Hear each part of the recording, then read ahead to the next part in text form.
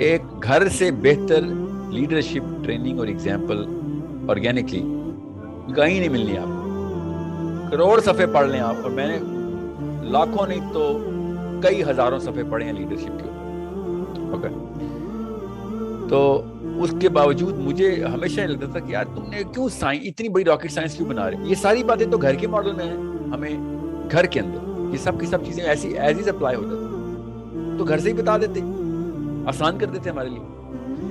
اب میں آپ کو مثال دیتا ہوں.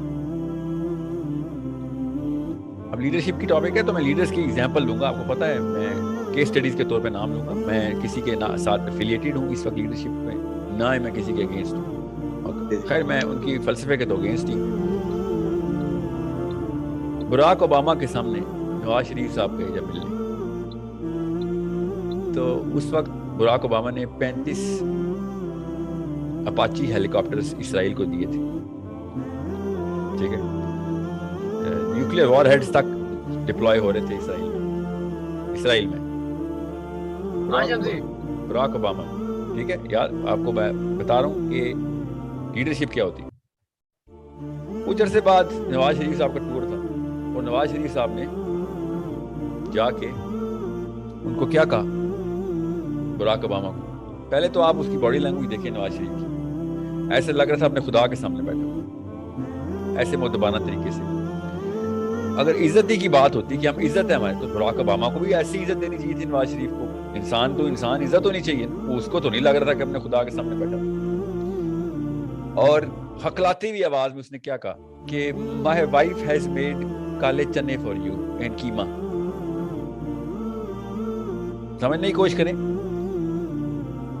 اب صحابی کو کیس اسٹڈی لیں کہ صحابی نیچے پورے کی پوری بستی دیکھ رہا ہے مدینے کی, کہ میری بستی کا بچہ اور یوتھ کہیں غلط ایگزامپل تو نہیں سیٹ کر رہا میری وجہ سے.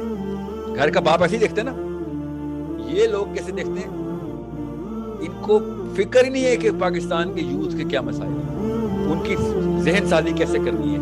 ٹی وی کے اوپر ایک بندہ آتا ہو ویڈیو, میرے ہاتھ میں مائکرو فون آیا ہے, آپ کو پتا بھی ہے کتنا بڑا سوال ہونا ہے اس مائکرو فون. سوچے تو صحیح کتنے لوگ انفلوئنس ذہن سازی ہو رہی ہے, اور میری اوقات ہی کیا ہے, اور میں کدھر کا لیڈر ہوں. سوچنے کی بات, ان لوگوں کو لیڈرشپ ملی ہوئی ہے, پاور دے دی ہے اللہ تعالیٰ کا, ٹیسٹ ملا ہے ان کے.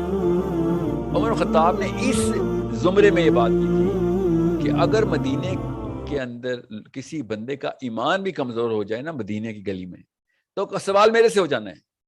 یہ غور سے سمجھے اس بات کو. اب وہ بندہ جا کے اوباما کے سامنے کانپتا ہوا کہہ رہا ہے مائی وائف ہیز میڈ کالے چنے اینڈ کیما فار یو. تو یہ کیا بچہ کیسے ٹرین ہوگا لیڈرشپ پہ؟